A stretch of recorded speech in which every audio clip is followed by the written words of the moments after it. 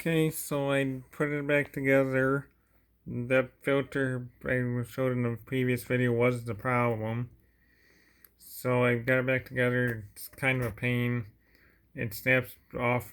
You gotta take out screws here, up and down there. There's screws on the back here you gotta take off. You gotta take two screws out there. There's like 6 or so screws there to take out.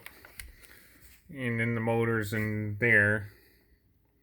And I knew this was an issue because I had this filter out. There's a filter that cylinder goes in there.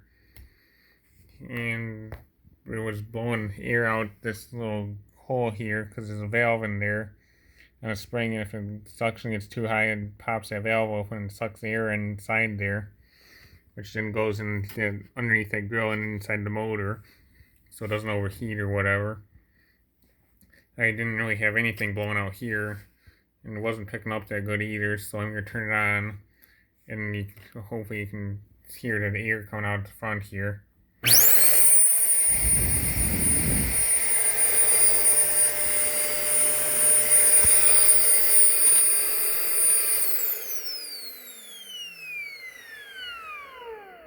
And that's about what it sounded like when I would turn it on or turn it off, but once it got up to speed or something, that other valve would open and it wouldn't work that well, hardly at all.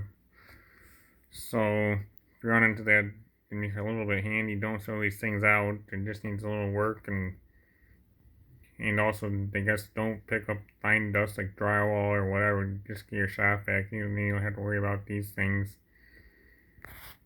But shop vac doesn't usually do it well on carpet or whatever unless you find a beater brush or something for it.